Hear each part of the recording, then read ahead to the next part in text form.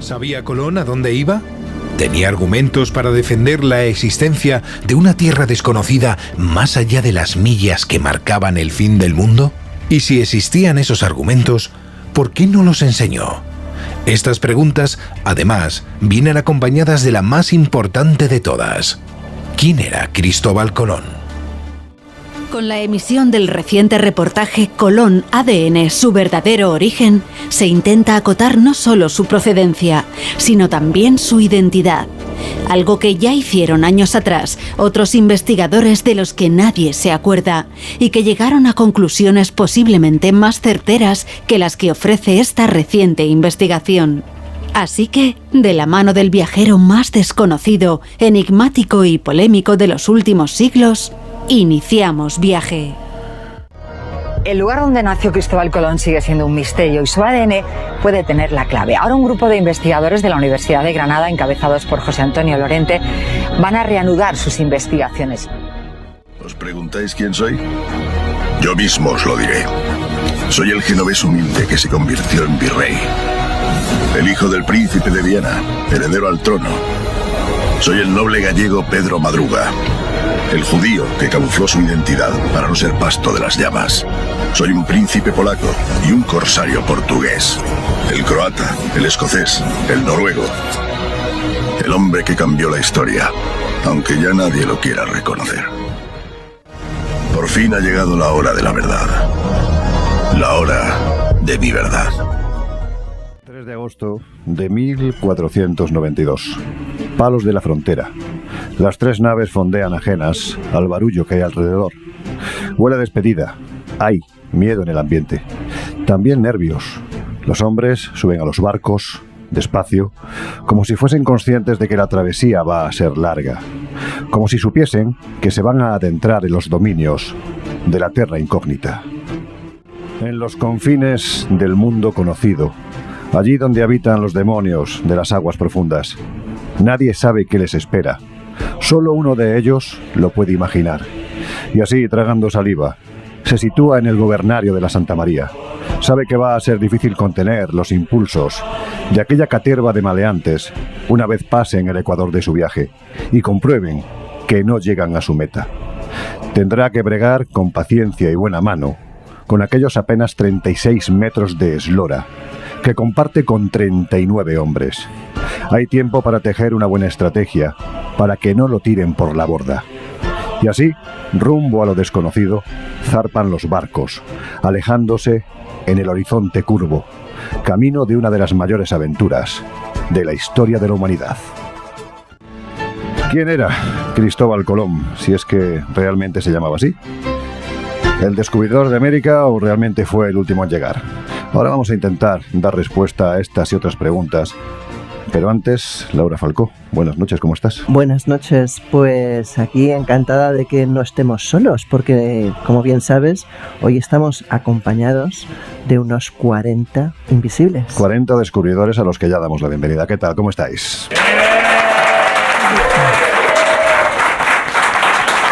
Qué gusto da, ¿verdad? Yo diría que están cansados, fíjate lo que te digo. No, sí, estamos todos un poco cansados. Hemos tenido un día intenso, pero bueno, aún ya sí, están todos aquí y bueno, yo creo que tendremos un gran programa, porque además tampoco estamos solos en cuanto a la mesa. No estamos solos. Aquí a la izquierda se encuentra un habitual del Colegio Invisible. Hoy, ya que estamos navegando y estamos zarpando camino del nuevo mundo y de ese gran descubrimiento, pues evidentemente no puede faltar el que es el capitán Pescanova del Colegio Invisible. José Guijarro, ¿cómo estás? Pues sin el chaleco amarillo, ¿eh? Sí. No, me he puesto de leñador canadiense, pero yo creo que da el pego.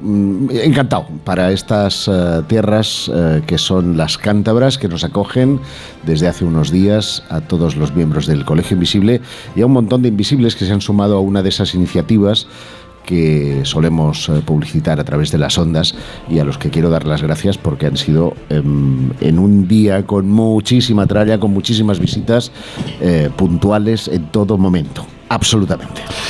Ese agradecimiento para todos vosotros, también por supuesto para el lugar que nos acoge, la fantástica Posada de Santa Ana en Cortiguera. Es un sitio de verdad maravilloso donde cada vez que venimos es que textualmente nos sentimos como en casa, y aquí en este entorno centenario con estas vigas de madera en este salón lleno de gente. Y aunque no lo creas, con algo marinero, porque hay una maroma fuera extraordinariamente grande, que yo no sé de qué barco será, pero ahí está. Bueno, y además hay que decir que es un lugar, ya hemos hablado en alguna ocasión, Laura, que también por esa otra vertiente, ¿no?, de las temáticas que tocamos en el Colegio Invisible, pues tiene fantasma. Efectivamente, es un lugar embrujado y además yo creo que algunos hemos comprobado que no estamos solos aquí. Algunos, cuando lo íbamos a comprobar, salimos corriendo textualmente, así que preferimos seguir siendo, en fin, pues ajenos, ¿no?, a ese tipo de apariciones. Laura, nos acompaña una persona que del tema que vamos a tocar esta noche, pues es que sabe muchísimo, ha escrito muchos libros.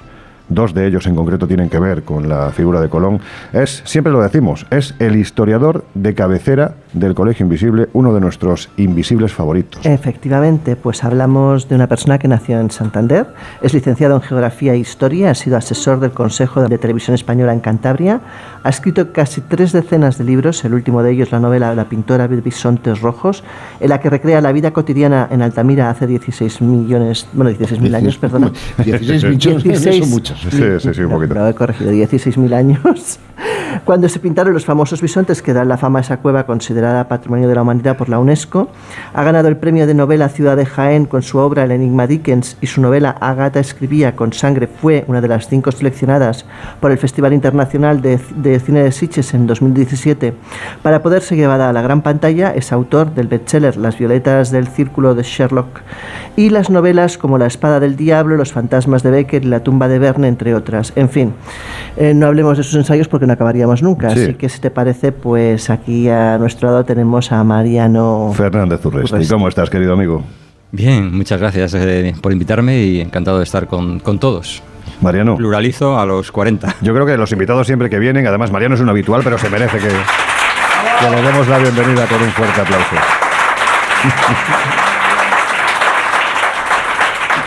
Oye, ¿cuántas cosas has hecho, no? Estaba escuchando en el currículum, que es un currículum muy resumido. Madre mía, ¿cuántos libros llevas? Creo que son 33. Qué pero la verdad es que cuando escuchaba a Laura también yo a veces me sorprendo a mí mismo y me pregunto cómo Steve Urkel he sido yo. Pues sí, es un poco sorprendente, la verdad, sí. Oye, el libro que tienes ahí delante, el título es Colón y el mapa... Templario. Uh-huh. ¿Tenía Colón un mapa templario? Yo creo que sí. ¿Sí? A ver, creo que tenía información privilegiada con la que jugó. Para entender todo esto hay que razonarlo, ¿no? Y explicar que Colón irrumpe en la historia de verdad, más allá de lo que después podemos comentar, de dónde era, quién era. Irrumpe en la historia en un momento dado, en 1475, cuando llega a nado. Es que todo esto es muy misterioso y casi mitológico, ¿no? Llega nado como un tritón a las costas de Portugal. Como el hombre Pez de Liérgenes, casi. Eso es. ¿Sí? Después de que se ha producido un combate naval entre unas galeazas venecianas y unos buques que se supone que eran corsarios, y no se sabe con certeza en qué tripulación viajaba Colón exactamente, pero llega a Portugal en 1475, un tipo que se supone era hijo de un lanero genovés, y al poco tiempo trepa por la soga de la sociedad estamental a una velocidad brutal, tremenda, se casa con una noble, con Felipa Moni de Perestrelo, se establece en Porto Santo como yerno del gobernador, y poco después enviuda y huye de Portugal perseguido por la justicia. Y esto tiene que ver con la pregunta que tú has hecho. La cuestión es por qué Colón huye de Portugal perseguido por la justicia, y por qué cuando ya está en la corona española, en Castilla,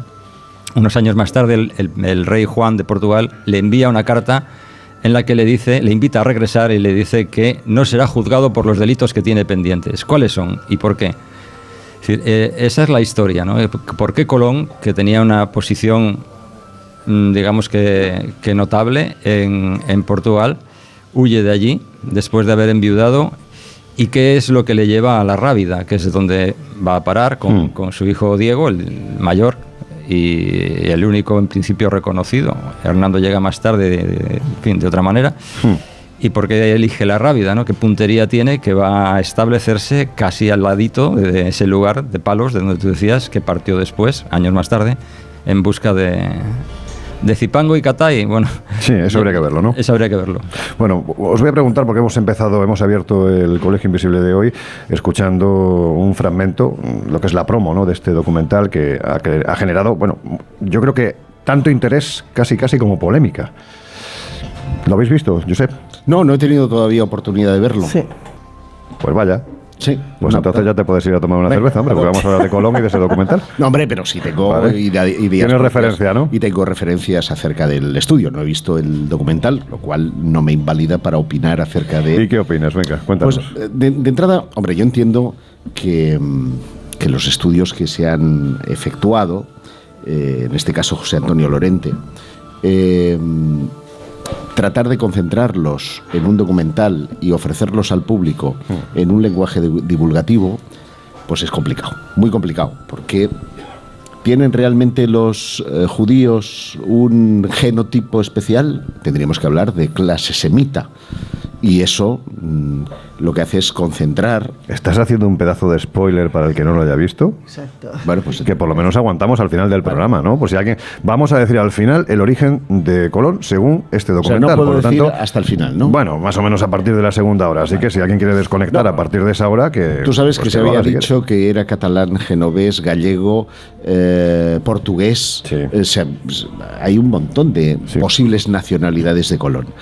Primera cosa que me llama la atención, ¿qué necesidad tenía este hombre de ocultar todos los rasgos de su personalidad? Es más, es que no hay... por su posible origen. Es que no hay ni siquiera un solo retrato fidedigno de quién era Cristóbal Colón. De hecho, estaba repasando para preparar el programa el libro que editó nuestro invitado hace unos años, El Almirante sin rostro. Qué buen título.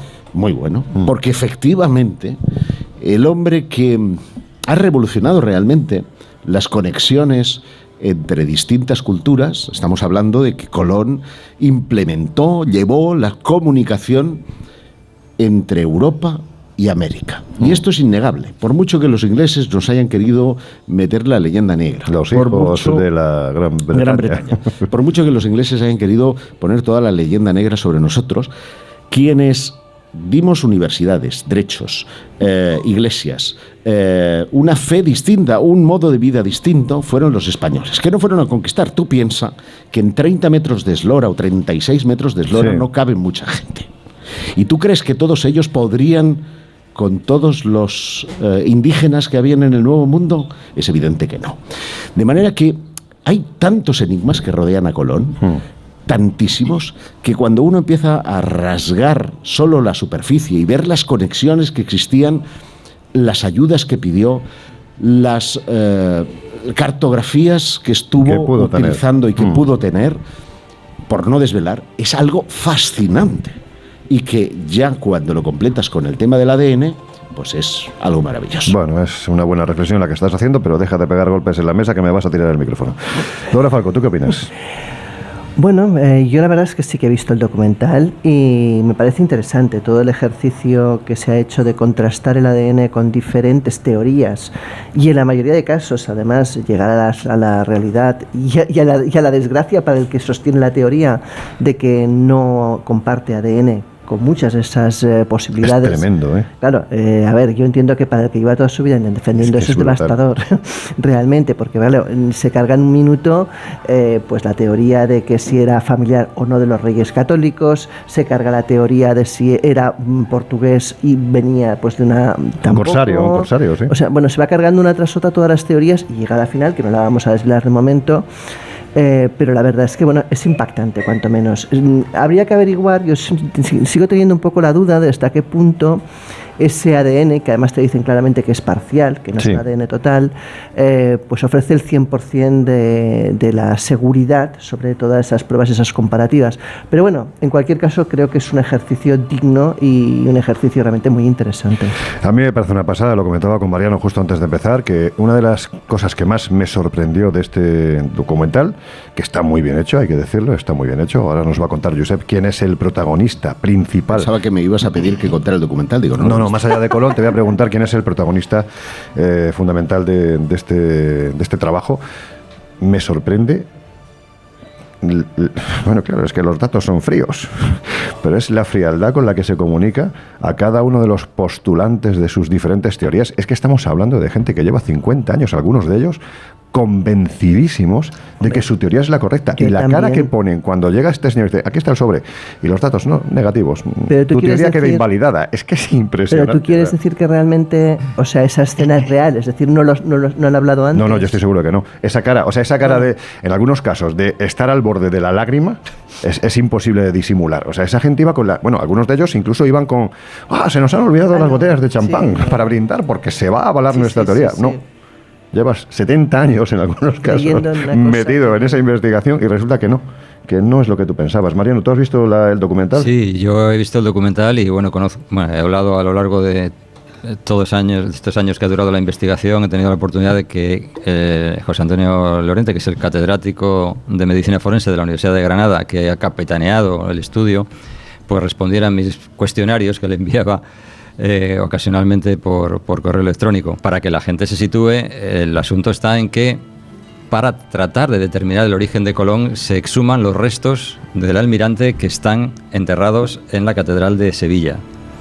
Cuando se hizo la exhumación de los restos, la primera de las sorpresas para el equipo científico fue encontrar no un cadáver, sino apenas unos fragmentos de un cadáver. Me decía Lorente que los fragmentos más grandes eran como una pelota de ping-pong, aproximadamente. No era un cadáver completo. ¿Qué sucedía en los primeros momentos de estudio? Pues que con la tecnología que había entonces, cada fragmento que se utilizaba para ser estudiado, para comprobar el ADN, se destruía. Como había tan pocos restos, si el procedimiento se mantenía, evidentemente en poco tiempo pues se iban a quedar sin nada. Se iban a quedar sin nada, claro. Hubo un instante en que se paró el proyecto hasta que la tecnología permitió ese estudio sin destruir la muestra que se estaba empleando. Y la conclusión es a la que se ha arribado y que se transmite en el documental. Pero claro, todo el mundo ha estudiado en la escuela que Colón era hijo de un lanero genovés. Entonces, ¿a qué viene toda esta polémica y esta polvareda, ¿no? ¿En qué se basa la duda?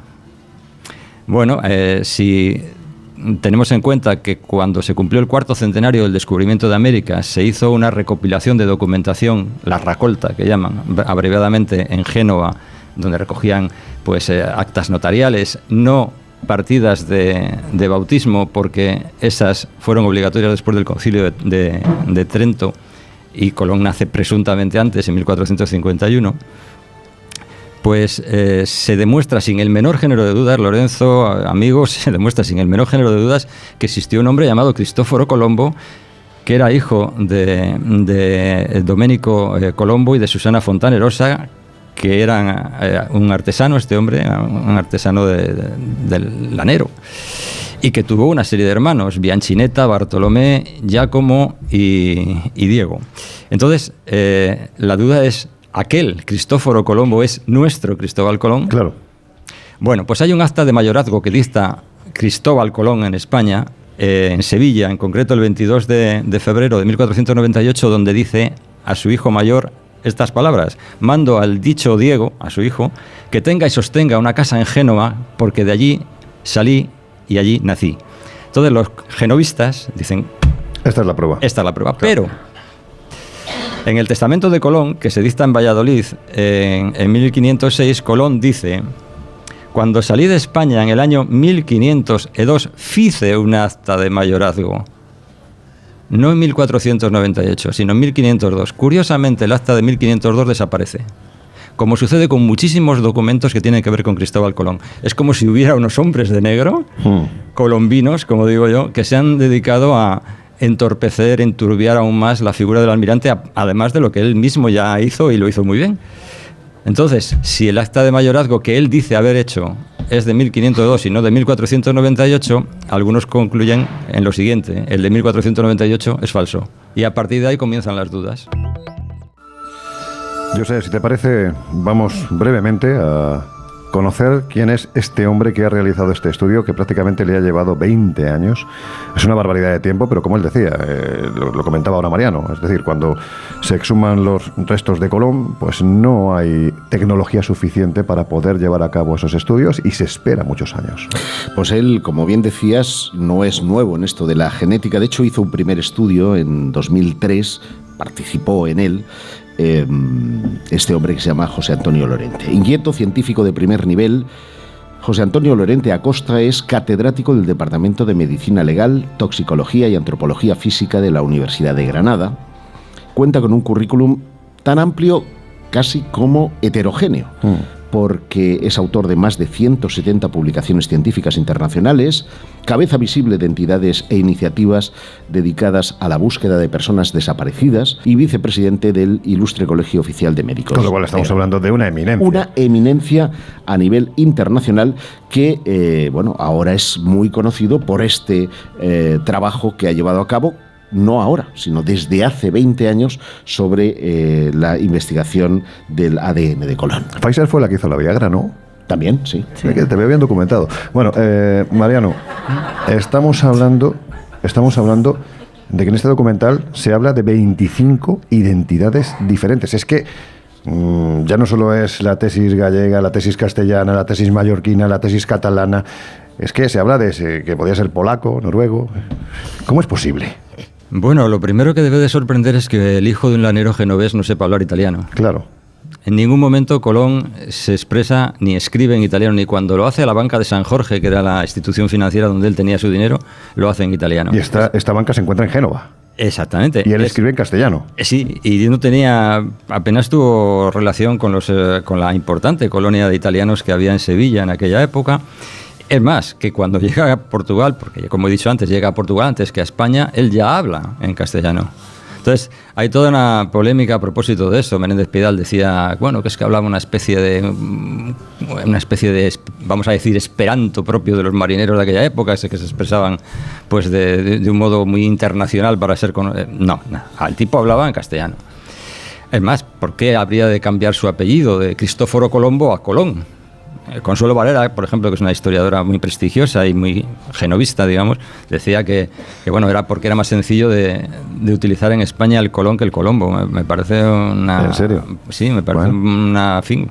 Eso es la navaja de Ockham, ¿no? Sí, efectivamente. Bueno. No solo eso, sino que además, mira, en el testamento de Isabel la Católica, que se dicta en 1504, si no recuerdo mal, se prohíbe que se dé cargos en América a extranjeros. Y Colón es nombrado virrey, aparte de almirante de la mar Océana. Pero entonces, en aquella época, cuando un extranjero quería adquirir la, vamos a decir, nacionalidad española, pedía lo que se llamaba un acta de naturaleza. En ese acta de naturaleza que Colón jamás pidió, pero sí Diego, que ahora parece ser no era su hermano, sino un pariente primo lejano. Segundo, ¿no? Una cosa así, Sí, es lo que dice el documental. Había que decir de dónde eras. Es decir, yo pido ser español, pero digo de dónde. No, en el caso de Diego es una anomalía jurídica, otras tantas de las que hay. Diego no dice de dónde es cuando solicita el acta de naturaleza, cuando solicita ser reconocido como español, ¿no? Además, el Colón genovés, hay actas que demuestran que todavía tenía 22 años y estaba en Génova, ¿no? Parece difícil que hubiera olvidado hablar italiano, pero Colón, el Colón español, el que conocemos, o el Colón español, el Colón que interactúa con los reyes católicos... El almirante de la mar Océana. Escribe a los reyes católicos de muy temprana edad, entré en la mar navegando, no he sido el primer almirante de mi familia. Entonces, todas estas cosas chirrían. Y todo esto genera aún más dudas y comienzan a surgir, como tú decías, numerosas posibilidades. Hay colones de todo tipo. Colones mallorquines, colones judíos, colones gallegos, colones... Yo en su momento me leí muchas de esas hipótesis y lo sorprendente y además irritante, Lorenzo, es que cuando terminaba de leer una de las hipótesis, yo, pues me parecía correcta, pero claro, luego cogía otra y digo, coño, esta está igualmente documentada o mejor. Yo sí fui a parar a una tesis, que es la que planteo aquí, que afortunadamente... Pues digo afortunadamente porque es un poco lo que dice el profesor Lorente, me parecía la más razonable después de conocer un poco al personaje, ¿no? Y que nos vas a desvelar además en la segunda hora, porque ya estamos a puntito de escuchar a nuestros queridos compañeros de los servicios de Onda Cero Radio. pues eso, que nos van a contar las cosas que están pasando en el mundo y especialmente en nuestro país. Estáis en el Colegio Invisible, estamos en la Posada de Santana, en Cortiguera, en Cantabria, disfrutando pues de una conversación entre amigos y además acompañados de otro buen puñado de amigos. Enseguida volvemos.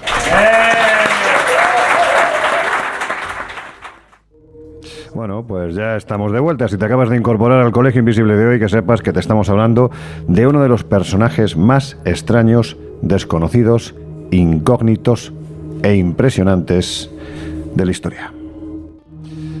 Cristóbal Colón, si es que realmente se llamaba así, porque hay incluso investigadores que tienen muchas dudas de que este fuera el nombre real de Colón. Pero estábamos hablando precisamente de los estudios que ha llevado a cabo el doctor Lorente, el forense, en este documental que se ha emitido hace apenas 3 semanas en Televisión Española. Si no lo habéis visto, de verdad merece la pena. Está ahora mismo en Radio Televisión Española Play, creo que se llama, en la web.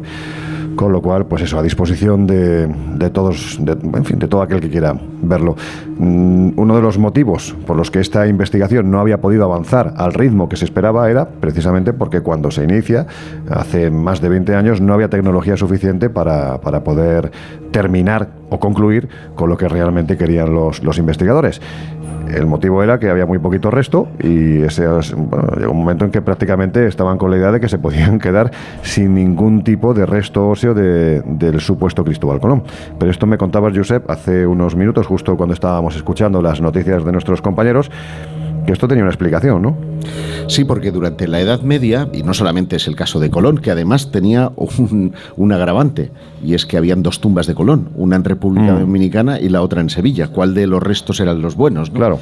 Pues durante la Edad Media ocurría, por ejemplo, durante las cruzadas, que muchos cruzados tenían como última voluntad ser enterrados en su país de origen. Sí. Como es lógico, si habían muerto en la batalla, volver ese cadáver hasta Francia, pongamos por el caso, podía suponer meses, con lo que eso supone, descomposición del cuerpo, posibles enfermedades. ¿Qué ocurre? Que lo que se hacía era, es un poco desagradable, pero se hervía el cuerpo, se desosaba el cuerpo, y entonces se mandaba ese cuerpo en arquetas, pues con otros cuerpos de personas que querían ser enterradas en ese mismo lugar. Los huesos en esas arquetas podían mezclarse, cambiarse, y eso hace que las identificaciones sean terribles, pero la única manera de que las enfermedades no acudieran a aquellos que trasladaban los cuerpos de un lugar a otro. Ahora imagínate hacer un recorrido del Atlántico hasta, cruzar el Atlántico hasta Sevilla, lo que eso podía suponer. Por lo tanto, es muy probable que estuviéramos ante esa misma práctica. Y una pregunta os voy a hacer, porque claro, prácticamente se sacaron todos los restos óseos que había en la tumba de Sevilla. Ahora mismo, ¿qué hay allí? Es que ¿hay una tumba vacía? Es que la odisea del cuerpo de Colón va más allá de lo que comentaba Josep. Fue hasta Cuba. Eso es, ¿no? Y antes, Colón fallece en Valladolid. Fallece en Valladolid y es enterrado en una cripta recientemente, hace poco tiempo, descubierta, o sea, localizada, ubicada con certeza donde estuvo en su momento, en un convento franciscano que había en Valladolid, donde hoy está la Plaza Mayor de Valladolid. Y allí reposa inicialmente, hasta que es trasladado a la Cartuja de Sevilla por decisión de su hijo. Y más tarde es cuando va a la República Dominicana, y más tarde, cuando España pierde las posesiones allí, va a Cuba, y más tarde, cuando perdemos Cuba, es repatriado sus restos a Sevilla. De manera que la odisea es notable. Pero claro, si los huesos de Colón efectivamente tienen un periplo pues muy largo, pues como era él, viajero, y muy azaroso, claro. En cambio los de su segundo hijo no han sufrido nunca ese tipo de desplazamientos, nunca fueron viajeros. Hernando Colón, el segundo hijo del almirante, que es con quien se cotejan los restos de Sevilla, siempre estuvo enterrado en la Catedral de Sevilla. Este segundo hijo no es el primero, obviamente, porque por eso es el segundo, y porque además antes le mencioné al primero, a Diego, que es con quien llega su padre a España después de haber huido de Portugal. Este segundo hijo, Hernando, tiene alrededor suyo también una historia muy bonita, porque Colón mantiene una relación con una mujer que vivía en Santa María de Trasierra, que es un pueblecito cordobés que está encima de Medina Zahara, con quien nunca se casa, pero Colón, y esto demuestra que conocía bastante las leyes castellanas de la época, lo reconoce de la segunda de las maneras posibles que había para reconocer a un hijo. Uno era, obviamente, reconocerlo, y otro ponerlo al servicio como paje de un rey, de un príncipe. Y es lo que hace con Hernando. Este Hernando, el segundo hijo del almirante, escribe la historia del almirante, es mucho más mentiroso que su padre, lo cual ya es establecer una plusmarca considerable en cuanto a la mentira histórica, sobre todo en la primera parte donde habla de los orígenes de su padre. Pero este hombre, Hernando, es enterrado en Sevilla y con él, con sus restos, se cotejan los que se encuentran en la catedral de Sevilla cuando se abre la tumba y se encuentran con esos poquitos restos, ¿no? Has comentado que es precisamente Hernando Colón el que escribe la historia del almirante, y él parece insistir, no te digo que constantemente, pero bueno, sí, el hombre insiste en que el almirante intentaba ocultar su identidad. ¿Por qué? Bueno, para empezar, le prepara una genealogía mitológica casi, ¿no? A su padre, y después le hace, y el propio Colón también en el libro de las profecías que escribe, lo hace presentarse como una especie de profeta, como Cristóbal, ¿no? Es el tipo que lleva a lo largo, a través del agua, el mensaje de Cristo, ¿no? Colón, la paloma, en fin. Todo esto era un poco... una especie de nuevo Moisés. Exactamente. Exactamente. Mira, antes mencionabas el número de personas que viajaban. Hubo una historiadora americana de estas que se obcecan con la historia de España y dedican todo su tiempo y vida, incluso físicamente, a un tema. En este caso fue Alice Blaise Gould, que murió a las puertas del archivo de Simancas, encontrando los personajes que viajaron con Colón. Y entre ellos había Luis de Torres, un intérprete de hebreo y de árabe, ¿no? Que obviamente no debutó. La pregunta es, ¿por qué Colón se obcecaría en llevar a un intérprete de hebreo? ¿Por qué marchó justamente en el momento en que expiraba el plazo para que los judíos marcharan de España, según el edicto dictado por los reyes católicos? ¿Por qué al principio del diario de lo que nos queda, del diario de a bordo del viaje, Colón menciona sin ningún sentido el judaísmo, que no venía a cuento? Todo ese tipo de cosas, y lo que tocaba decir, esa especie de mesianismo, ese Moisés, que realmente, fíjate, Moisés lleva al pueblo elegido, pero no pisa el pueblo elegido, muere sin gloria, en una tumba desconocida. No sabemos dónde está enterrado Moisés, si es que Moisés fue un personaje histórico, y toda la gloria se la llevarán después los siguientes jueces y más tarde de reyes de Israel, ¿no? Y en el caso de Colón estamos en una historia parecida, muy ¿no? parecida. Muy parecida. Estamos hablando, bueno, él llegó donde llegó, pero realmente al final la gloria se la llevó un señor italiano que se llamaba Américo Vespucci. Exactamente. Si a todo eso le añades, bueno, pues otras cosas que podemos luego comentar, la extraña firma que utilizaba, sí, unas cosas que aparecen en 12 cartas que a mí me remitieron del archivo de Indias, que son las que quedan de la correspondencia de Colón con el hijo mayor, con Diego. Hay un detallito que nos puede llevar a completar un poco la historia del origen. Es un personaje que duda cabe fascinante. Ahora vamos a ir, por supuesto, a todo esto que nos está contando Mariano. Vamos a intentar por lo menos que nos dé tiempo a ello, pero la sensación que da es que, Laura, Colón llegó a América, llegó al Nuevo Mundo. Pero había ya un montón de gente que había pasado por allí, aparentemente, ¿no? Sí, teóricamente sí, empezando por los vikingos y continuando supuestamente por los templarios. Es que fíjate que, por ejemplo, la escritora Mar Rey afirma que es muy posible que cuando ellos se ven abocados precisamente a ese asesinato de todos los templarios, ellos huyen buscando una tierra pues donde puedan vivir, donde no tengan esa especie de hoz sobre su cabeza. Sí, la espada de Damocles, ¿no? Efectivamente. Y hablamos de 1398.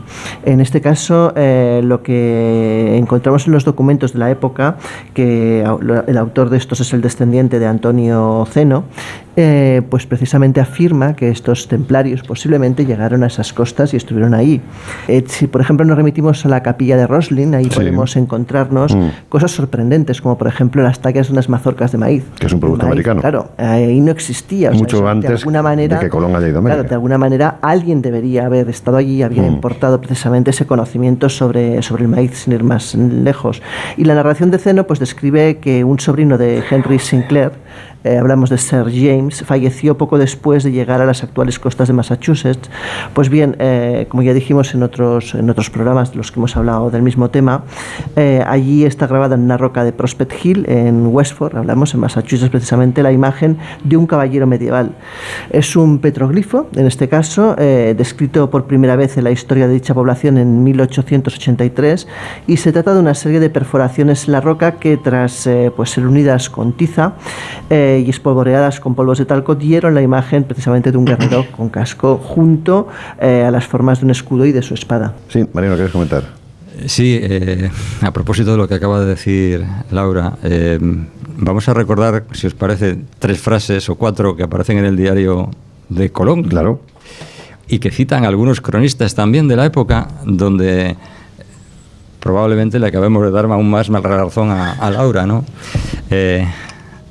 El 14 de octubre se lee en el diario, en la anotación, y entendíamos que nos preguntaban los indios si éramos llegados del cielo. En segundo lugar, el mismo día 13 dice, y entre los que vieron había 2 mujeres mozas blancas como podían ser en España. 3 días más tarde, harto blancos que si estuvieran vestidos y se guardaran del sol y del aire, serían considerados tan blancos como en España. Y Bartolomé de las Casas, haciendo referencia a otros indios que vieron, que los indios decían que en aquella isla recientemente tenían memoria de haber llegado a ella otros hombres blancos y barbados como nosotros, antes que nosotros no muchos años.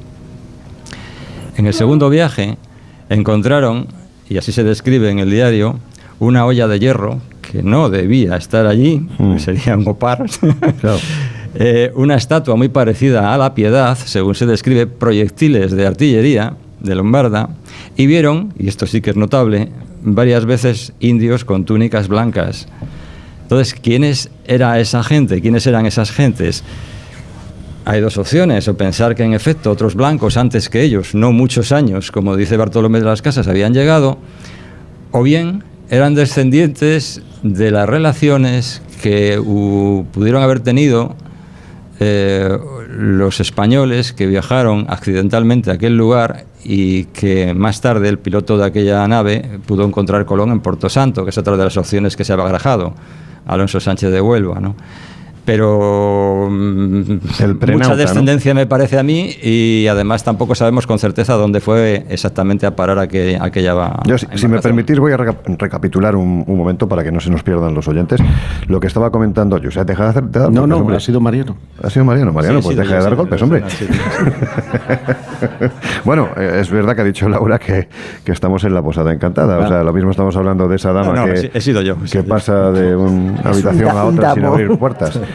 Bueno, pues el caso, por recapitular, Laura nos estaba hablando de las investigaciones que había realizado la escritora Mar Rey Bueno, donde hablaba de una serie de mapas de unos señores, la familia Zeno, que eran venecianos, que se dedicaban prácticamente a comerciar con todo el mundo, pero es que además poseían una documentación que al parecer pudieron haber utilizado esos templarios que una vez que son quemados en el siglo XIV en la isla de los judíos, en el Sena, son quemados los últimos grandes maestres, parece ser que hay una, entre comillas, cúpula secreta que escapa. ¿A dónde? Allí donde el papado no puede tocarlos, Escocia. En Escocia acceden precisamente a la documentación que tiene esta familia Zeno y a partir de ahí, en compañía de la familia Sancler, que son los que posteriormente construyen Roslin, la capilla de Roslin, la capilla de los códigos, donde aparecen esas aparentes mazorcas, también hojas de aloe vera, que son productos puramente americanos, bueno, pues emprenden, patrocinados por esta familia, un viaje hacia el otro lado del Atlántico. Llegan a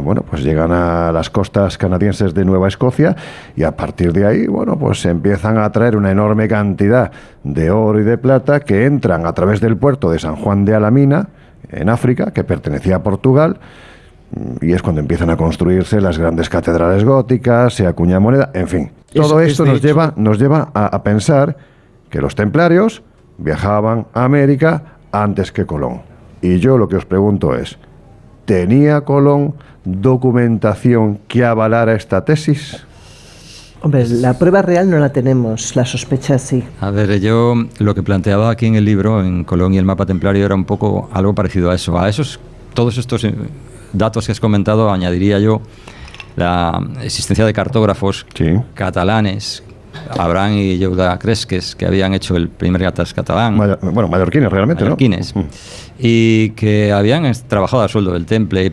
Cuando la Orden del Temple es disuelta en 1314, no en todos los reinos, o al revés, solo en uno de los reinos cristianos se adopta una política diferente. En todos los demás se persigue a la Orden del Temple, pero en uno no. Y ese uno es Portugal, donde el rey Dinis tenía una extraordinaria relación con el Temple. Allí lo único que hacen es mudar de nombre, pero siguen manteniendo la misma musculatura, pasan a ser la Orden del Cristo. Y es curioso que Portugal sea el reino, también por condicionantes geográficos, obviamente. Tenía que mirar hacia el océano, no podía mirar hacia el interior para expandirse, ¿no? Pero no es menos cierto que si había algún reino en aquella época, me refiero a la época de Colón, donde la navegación había alcanzado su máximo esplendor y donde las tecnologías marinas estaban en permanente renovación, era Portugal. Y qué casualidad que Colón va a parar allí. Y he dicho que, y esto es histórico, sale de allí perseguido por la justicia. Entonces, ¿qué es lo que sucede? Es allí donde está la que llamaron Escuela de Navegación de Sagres, ¿no? Aunque algunos han matizado el concepto de escuela de navegación, pero es evidente que todo esto sucede en Portugal, donde todavía, como he dicho antes, el Temple mantenía una musculatura notable, ¿no? En tomar, etcétera, ¿no? Y además, fíjate, las velas de esas flotas portuguesas llevaban el emblema de la Orden de Cristo, que era precisamente la cruz templaria. Pero ya que hablabais de Roslin, que es un lugar que a mí me apasiona, con independencia del asunto de las mazorcas, que es una discusión peregrina entre los academicistas que dicen que se trata de una recreación que sugiere que podrían ser mazorcas como podría ser cualquier otra cosa. Bueno, sí. Se me ha pasado una cosa por la cabeza que no te voy a decir. Hay una moneda muy significativa que tiene acuñadas dos palabras, Secretum Templi, y que muestra en su interior lo que podría ser un indio americano, con sus plumas. La idea tan icónica, ¿verdad?, que tenemos a través de los films western de lo que tiene que ser un indígena americano.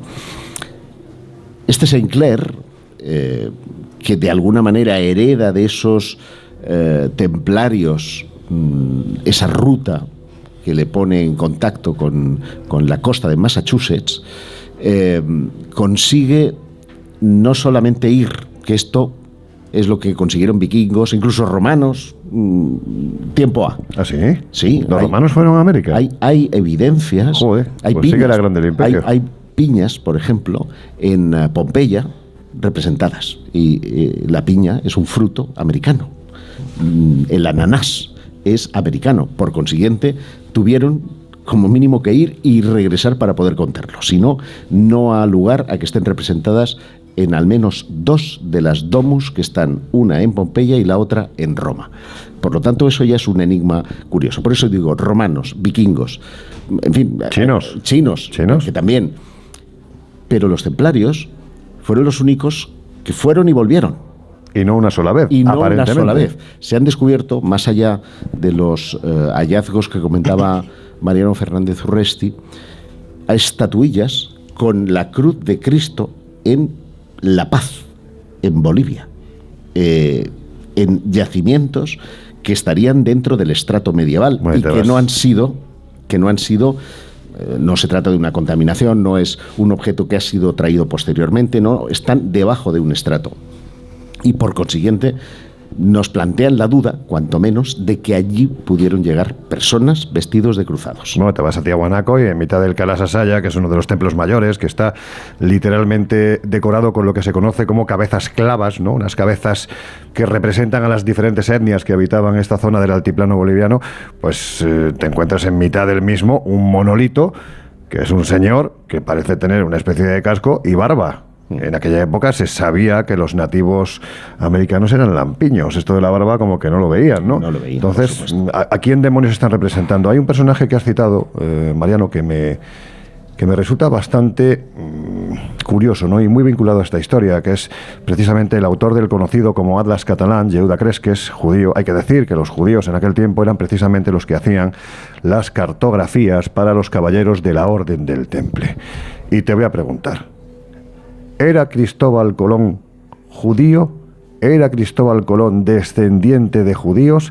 ¿Tenía Cristóbal Colón documentación perteneciente a los judíos con sellos del Temple que mostraban un territorio no descubierto hasta ese momento? Bueno, por empezar por la segunda pregunta, yo no puedo responder con certeza a eso. Sí puedo decir que en las capitulaciones de Santa Fe, firmadas en abril de 1492, cuando Colón no ha ido a ninguna parte, se le conceden los títulos de almirante de la Armada Oceana y de virrey de las tierras que ha descubierto, literal. Y todavía no ha salido. Entonces, si tenemos en cuenta eso, evidentemente es una anomalía. Es una anomalía legal que, habiéndose firmado las capitulaciones de Santa Fe, en Santa Fe, territorio de la corona castellana, el firmante sea Joan de Colonna, que era el secretario de la corona de Aragón, que era judío. Y que de los 2 cuentos de maravedíes que costó el viaje de Colón, cuentos quiere decir millones, 2 millones de maravedíes, 1.150.000 maravedíes los pagara Luis de Santángel, que era tesorero de la corona de Aragón y era judío converso. Es decir, el número de judíos conversos que ayudaron a Colón en la expedición fue importante. Algunos pagaron. Bueno, de hecho pagó más del 50% Luis de Santángel. Y así enlazo con la primera parte de la pregunta. ¿Era Colón judío? Pues evidentemente podría serlo. ¿Por qué? Porque eso es lo que dice, ahora ya sí podemos desvelarlo, es lo que dice este documento. Es lo que dice este documento y es lo que yo planteaba en el libro. ¿Por qué? Pues porque en aquella época, estamos hablando del contexto en el que los judíos, por edicto real, deben de abandonar el país, son expulsados. Es decir, en 1492 perdemos 2 de los 3 dioses que teníamos y esto es una pérdida. Perder, no un dios, no es que yo precisamente sea sospechoso de devociones, ¿no? Pero sí perdemos 2 culturas de las 3 que había, y esto yo creo que es una pérdida irreparable, aparte económica. Entonces en 1492 perdimos la cultura judía y perdimos la cultura árabe.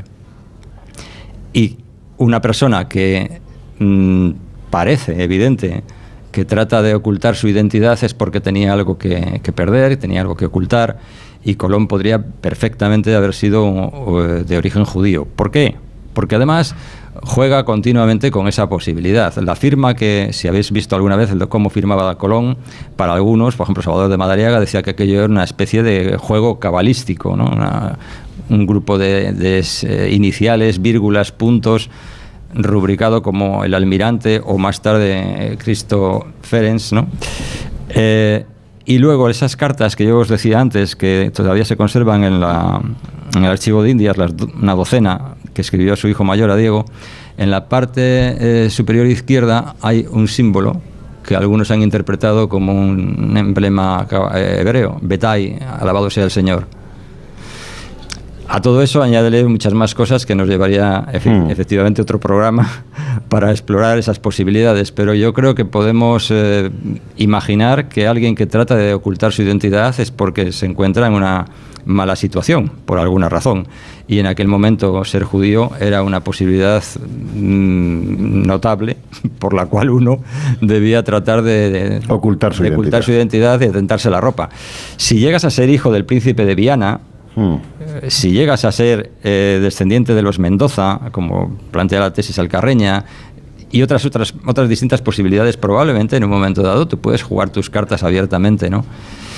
Yo creo que Colón trae información privilegiada de Portugal. No sé si la encuentra por el piloto Alonso Sánchez de Huelva o porque la roba, literalmente, pero lo que sí es cierto es que la carta que he mencionado antes del rey Juan a Colón, el 20 de marzo de 1488, es clara. Es decir, tiene usted pendiente con la justicia portuguesa una serie de delitos, pero se los perdonamos, se los condonamos si regresa, y obviamente pone a disposición de la corona lusa sus conocimientos, ¿no? Piensa una cosa, déjame dar un detalle, y es que yo creo que Colón sabía dónde iba. Es decir, después de su visita a Portugal, él sabe qué vientos tomar, cuántos estadios hay hasta llegar a Zipango. Sí, él creía... Bueno, hasta Zipango. Él sabía que llegaba a tierra. Es decir, vamos a ver, imaginaos, Zipango, Cathay, China y Japón, según las descripciones de Marco Polo, aquello era, en fin, era un imperio extraordinario. Imaginaros cómo hay que tenerlos de grandes para pensar que con 90 personas desarrapadas vas a tomar Zipango y Cathay. No, Colón debía saber que iba a otro lugar distinto. Pero sí es verdad que sabía dónde iba, pero no es menos cierto que se pierde en el trayecto. Claro. Es decir, comienza Colón, en su manera de comportarse habitual, es mentir y mentir y mentir. Comienza a falsear las cuentas de la navegación. Se suponía que a 750 leguas hacia el oeste iba a encontrar tierra, pero llevaban 1000 y pico navegadas, cosa que le había mentido a los marineros hasta que deciden amotinarse y tirarlo por la borda. Sin la mediación de Martín Alonso y de su hermano, probablemente le hubieran comido los peces. Pero le dan 2 días de tregua y, en fin, tienen la fortuna de ver una candela a lo lejos, como dice él, y gritan tierra. A decir de Alicia Weisgull, nunca hubo un Rodrigo de Triana. Juan Rodríguez Bermejo sería el marinero que gritó tierra, y al que Colón roba la recompensa que había. Había una recompensa de los reyes, un jubón de oro y no sé cuántos maravedíes, y Colón se lo roba al pobre marinero diciendo que él ya antes había visto una lucecita a lo lejos.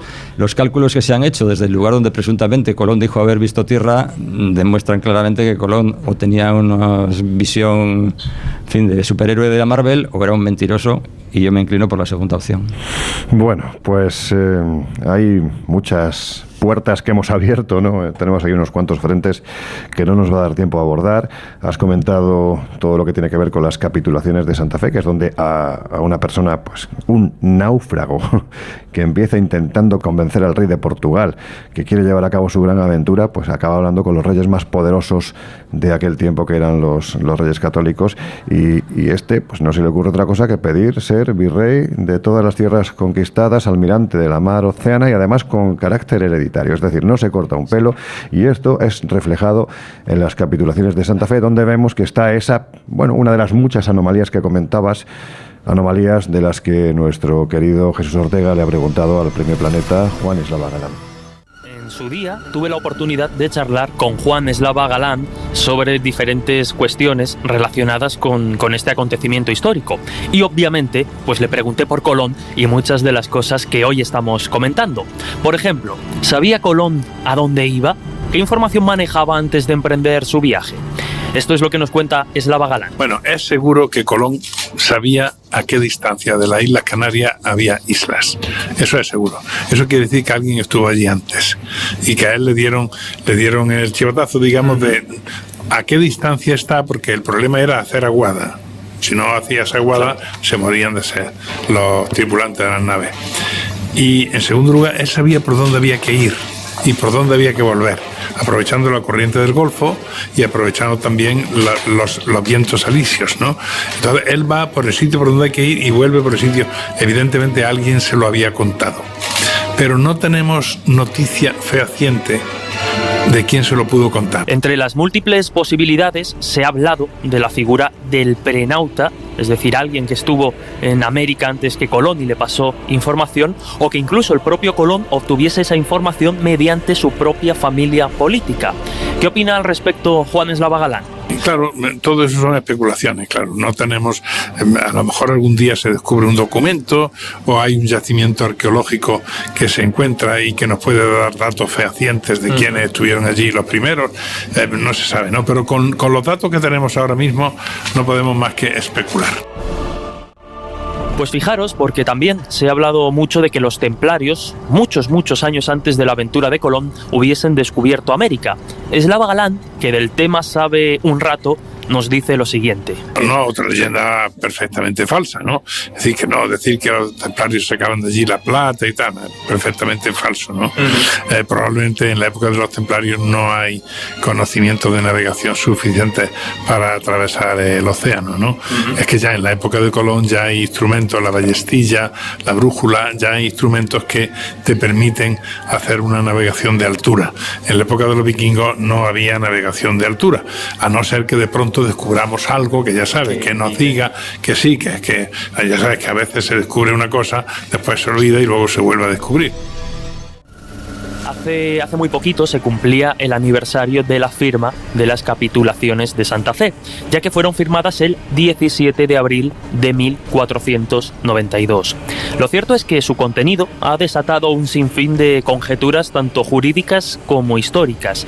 Y bueno, con la firma de este documento histórico, los reyes católicos facilitan a Colón una flotilla y tripulación para emprender su viaje. Las capitulaciones constan de un prólogo y 5 cláusulas que describen los privilegios que Colón percibirá al cumplimiento de lo acordado. Sería nombrado almirante de las islas y tierras que descubriese, virrey y gobernador de dichos territorios, además pues de jugosas concesiones. Pero sin duda, uno de los puntos más controvertidos de dichas capitulaciones se halla en una enigmática expresión que aparece ya en el prólogo. Dice así: las cosas suplicadas y que vuestras altezas dan y otorgan a don Cristóbal de Colón en alguna satisfacción de lo que ha descubierto en las mares océanas. Y por si los invisibles no se han percatado, efectivamente, en el prólogo de estas capitulaciones, firmado casi 6 meses antes de culminarse el viaje de Colón, puede leerse lo que ha descubierto, no lo que podría descubrir. Esta anomalía, como es lógico, ha despertado la curiosidad y las dudas de los expertos e investigadores, porque podría evidenciar precisamente la idea del predescubrimiento. Hay quien defiende pues que esta frase fue añadida en una modificación posterior del documento, e incluso quien considera que pudo ser simplemente un error del copista. Pero si os parece, escuchamos de nuevo a Juan Slava Galán opinar sobre este polémico asunto de las capitulaciones de Santa Fe. Él dice las tierras que ha descubierto, es decir, él tiene el secreto de que allí hay tierra, y probablemente lo que le vende a los reyes católicos como argumento decisivo es que ya ha estado allí. Seguramente no ha estado allí, pero él ya vende como que ha estado allí para que, en fin, la cosa queda mucho más abrochada, ¿no? Para que sea una empresa importante, que tienen que hacer grandes desembolsos, claro.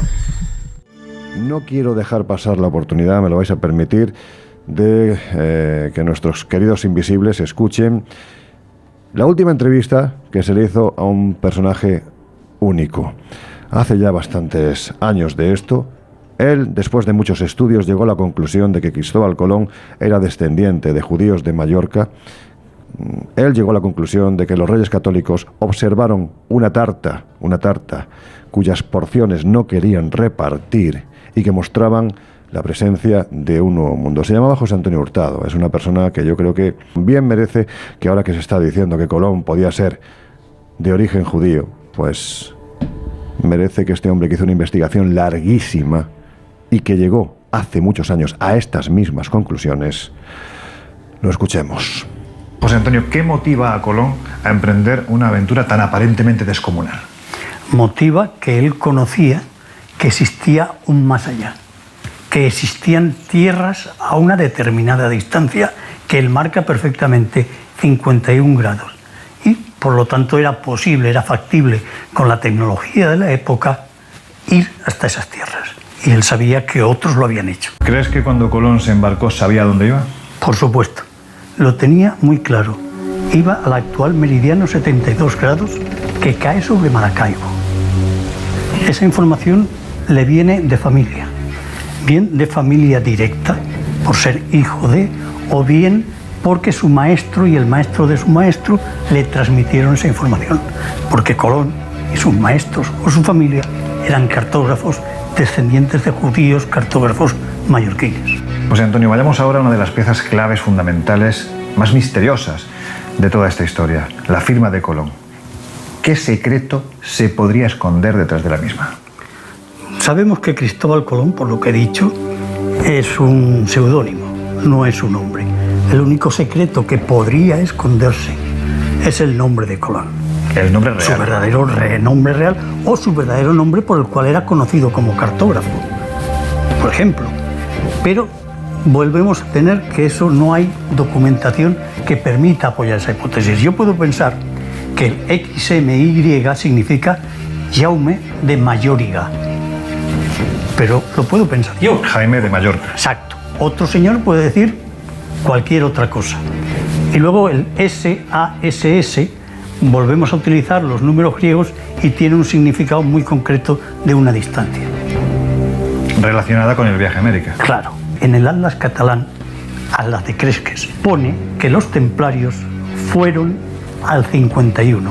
El 51 es el meridiano actual 72, que es donde está el lago Maracaibo y es donde está la Española. Lo pone así, directamente. Ellos fueron al 51.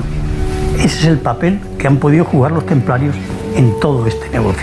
Porque claro, llevar como aval ante los reyes un siglo y medio después, 2 siglos después, diciendo, no, que mire, los templarios estuvieron allí. Eso, ¿no? Da mucho caché al que lo dice. ¿Y Jaime de Mallorca, quién era? Hay que tener en cuenta que Yahuda Cresques, cuando va a Portugal, le dan el seudónimo de Jaime de Mallorca. Lógico que ese seudónimo se transmita o bien a los hijos y nietos o bien a los maestros cartógrafos del taller de Cresques. Con lo cual Colón podría ser o bien discípulo o bien descendiente de Jaime de Mallorca. Los mallorquines ya habían llegado al lago Maracaibo en 1340. Yahuda Cresques lo pone en su mapa y está perfectamente explicada la ruta. La cartografía es una cartografía medieval, por lo tanto estamos hablando de un portulano. Lo que ocurre es que es un portulano muy especial. Es un portulano que está hecho por orden de Pedro del Puñalet, rey de Aragón, que obligó a Yahuda Cresques y a su padre a poner todos los conocimientos cartográficos en ese mapa. Y claro, entre los conocimientos que tenían eran el del viaje al lago Maracaibo. Y ahí está en ese mapa. Yahuda Cresques se emigra a Portugal y forma una escuela de cartografía. Por tanto, los maestros cartógrafos de Portugal sabían cómo llegar hasta América, pero tenían un problema. El problema es que el mapa se conservaba en el Reino de Aragón y que había que salir de La Gomera. Y La Gomera era una posesión castellana. Por lo tanto, si los portugueses querían ir a América, por narices tenían que pactar con Castilla y Aragón. Sabiendo ya de la existencia del mapa, ¿hubo algún acuerdo, vamos a decirlo así, secreto entre Colón, los reyes católicos y la Iglesia para que no se supiera de su existencia? Vamos a ver. Los portugueses intentaron hacer el viaje hasta Venezuela unas cuantas veces, pero no podían, porque no podían salir de La Gomera. Entonces, la única forma que se podía llegar a aquellas tierras era con un pacto entre Aragón, que ponía el mapa que él tenía, no era necesario el francés, mejor callaos, Castilla, para poner el territorio de La Gomera, y Portugal, que ponía al hombre para llegar allí. Probablemente cada uno de ellos puso una nave, de ahí que Colón tuviera 3 naves, Castilla, Aragón y Portugal. XMI también aparece en esa firma de Colón, Jaume de Mallorca. ¿Y por qué no se quiso decir? Pues porque si realmente Colón poseía, según la tesis de Hurtado, una cartografía en la que aparecían los sellos de la Orden del Temple, inmediatamente lo que aparecía en esa cartografía tenía que ser repartido entre todos aquellos reinos en los que los templarios hubieran estado ubicados. Y Francia, en este sentido, tenía mucho que reclamar en esa tarta. José Antonio Hurtado murió después de intentar en 3 ocasiones que le aprobaran su tesis doctoral. Él tenía la idea de que, puesto que los colombinistas oficiales no admitían lo que él contaba, pues dijo, tengo que ser historiador para poder hablar, bueno, pues con criterio y sobre todo que me hagan caso. Vuelvo a repetir, 3 veces presentó la tesis doctoral y 3 veces se la tiraron. El problema es que los necios son abundantes y cobardes. Yo me quedo con la idea, y además viene al hilo, ¿no? Esa película maravillosa, 1492, La conquista del paraíso, cuando al final vemos a un avejentado Colón que habla con el secretario de la reina, con Sánchez, y le dice: ¿ve usted lo que hay a través de esta ventana? Y dice: sí, veo torres, veo iglesias, veo la civilización. Y Colón le responde: todo ello creado por gente como yo. No importa el tiempo que viváis, Sánchez. Hay algo que nunca cambiará entre nosotros. Yo lo hice. Y vos no. Pues querido José Antonio Hurtado, en ese cielo en el que navegas ahora, cielo de los soñadores, tú lo hiciste y ellos no. En fin, Mariano, la historia de Colón, que no deja de sorprendernos, ¿verdad? ¿Tú qué opinas precisamente de esta tesis de Hurtado? Bueno, yo ya he venido diciendo que entiendo que hay una relación, no sé si tan obvia como la que él planteaba, ¿no? Con los Cresques, con la familia Cresques, autores del mapa catalán, Judá y Abraham, su padre. Pero sí que creo muy posible que hubiera una relación, por lo menos de conocimiento de la obra que los cartógrafos a sueldo del Temple de origen judío habían tenido. Y creo que Colón estaba en el secreto de la cuestión. No sé en qué relación, si como parte de ese taller, como él planteaba, o por relación estrictamente familiar, ¿no? Pero sí que es muy posible. De todas las maneras, las aristas, los ángulos desde los que podemos observar a Colón y su labor descubridora son tan amplios que cuando uno se acerca y cree tener la luz de la biografía de Colón, otro enigma, otro interrogante se nos plantea, ¿no? De pronto, si un día vais al Vaticano y os acercáis a la tumba del Papa Inocencio VIII, pues encontraréis otra sorpresa, donde en ese catafalco aparece una frase en latín: Nobis orbi suo evo inventi gloriae, que quiere decir algo así como que fue insigne por la gloria del descubrimiento del Nuevo Mundo. Y todo esto estaría muy bien si este Papa no hubiera muerto en julio de 1492. Entonces siempre se lían las cosas todavía más, ¿eh? Es una historia maravillosa, porque el tema del baile de cifras no solamente se restringe a esa curiosidad, Reis, ¿no? Sino que iba a citar el tema del mapa de Piri Reis. Eso es interesante. Porque todos conocemos que este almirante turco preparó una cartografía extraordinaria en una piel de gacela, controvertido porque se explica que pueden aparecer en ellas las costas de la Antártida. Eso tiene su explicación, pero de puño y letra del propio almirante turco hay una leyenda no por legendario, sino por el escrito de puño y letra del almirante, en el que se dice que América fue descubierta por un tal Colón, con K, en el año 890 de la Égira, que corresponde al año 1485. Es decir, estamos hablando de unos cuantos años antes, 7 años antes en concreto, de que Colón oficialmente vaya a América. O sea, hubo un previaje. ¿Qué explicación puede haber? Una. ¿Cómo obtuvo Piri Reis los datos para elaborar esta cartografía? Él lo cuenta. Ha utilizado fuentes clásicas, ha utilizado un mapa de un barco español que fue apresado en 1501 y el testimonio bajo tortura de un marino que había viajado con Colón. Entonces, ¿puede ser que un marino se equivoque en los años que ha viajado con su jefe a un nuevo mundo? ¿O realmente es que hubo más de un viaje? Esa es la cuestión. Mira, precisamente ya que citabas a Piri Reis, hay un libro que se titula Libro de las materias marinas, fue escrito en el año 1523, y al comienzo del mismo se advierte, a mí me llama particularmente la atención, voy a citar textualmente: esta es la historia de un astrónomo que se llamaba Colón, y lo pone con K, que salió en busca de Antile y la descubrió. Hoy la ruta es muy conocida y su mapa llegó hasta nosotros. Es que al final tienes una enorme cantidad de eslabones que parecen que están inconexos, Pero en el momento en el que los unes te das cuenta de que esta cadena es apasionante. Es que es un personaje casi de estudio criminológico como el que acaba de hacer precisamente el doctor Lorente, ¿verdad? Sí, y un personaje de novela de toda índole, de novela de aventuras, obviamente, pero también de novela rosa, ¿no? Porque hay toda una historia de amor alrededor de Colón y de las mujeres con las que estuvo y de lo que después dijeron los hijos de su padre, en fin.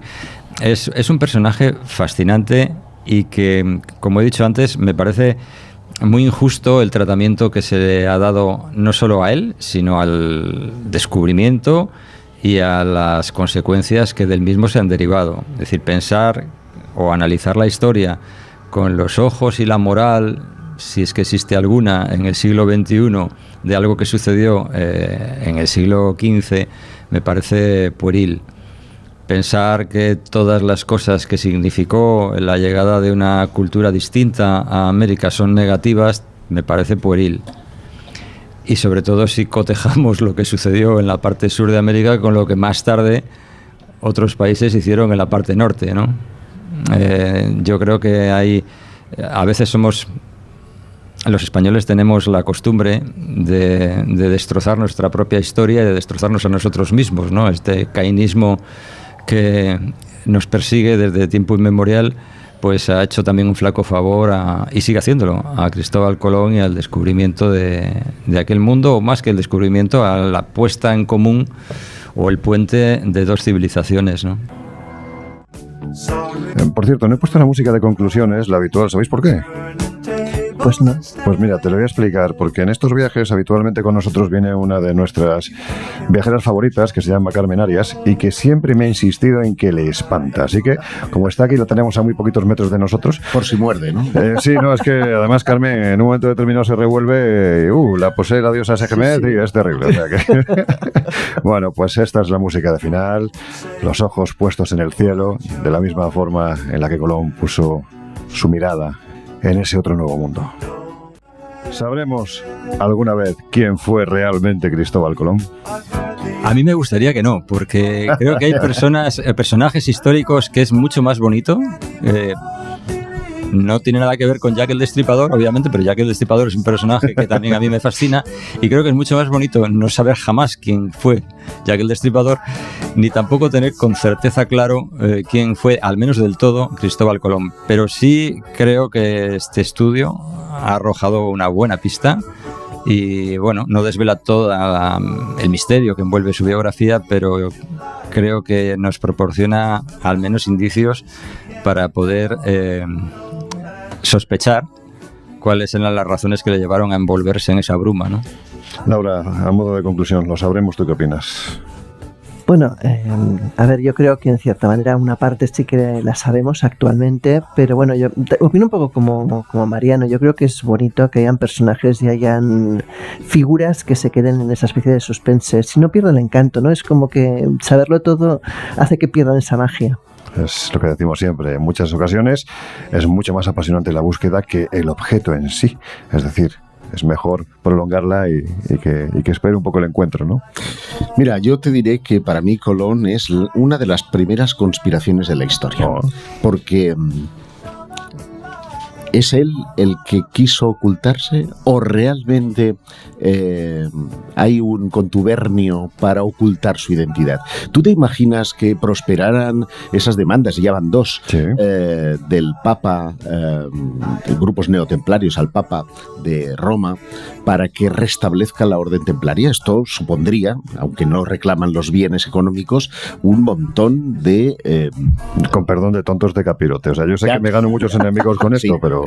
Yo no voy a eso. Voy a que imagínate que Colón... Imagínate que Colón se descubriera que no es quien es y que a lo mejor quienes tuvieran que gestionar todos esos territorios, todas esas riquezas, fueran otros. Bueno, pues nada, ahí lo deja siempre Josep, en todo lo alto, casi generando un debate para el que ya no tenemos tiempo, ya no hay tiempo, pero en fin, sí hay tiempo para agradecerte, querido Mariano, tu presencia una vez más en el Colegio Invisible, con ese libro que tienes encima de la mesa, Colón y el mapa templario, que está editado por Almuzara, que es un fantástico libro. No, yo no sé si es una continuación de Colón. Es una ampliación. Es una ampliación. Bueno, pues muchísimas gracias por la invitación. Yo recordaría únicamente que los templarios, a propósito de lo que acaba de comentar Josep, eran monjes, pobreza, castidad y obediencia. Si los que reclaman la herencia del temple cumplen esas 3 prescripciones... Yo lo dudo, sinceramente. Bueno, pues todo lo dudamos. En fin, un aplauso para Mariano, que como siempre nos ha ilustrado de forma maravillosa.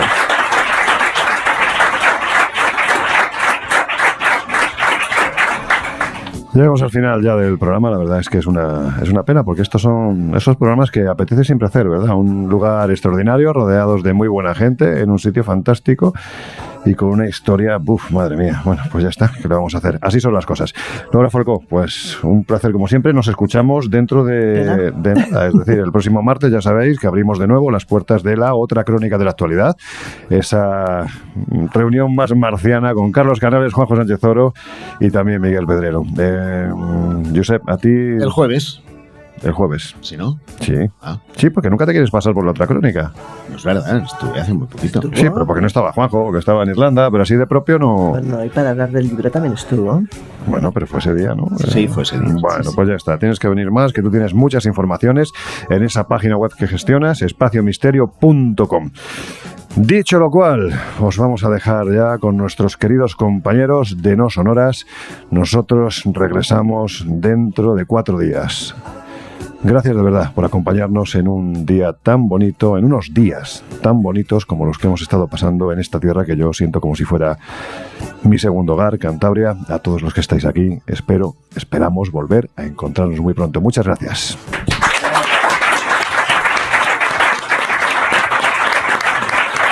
Y ahora sí, os dejamos con No Sonoras y lo único que os deseamos es que en estos días que quedan hasta que abramos de nuevo las puertas del Colegio Invisible seáis muy, pero que muy felices.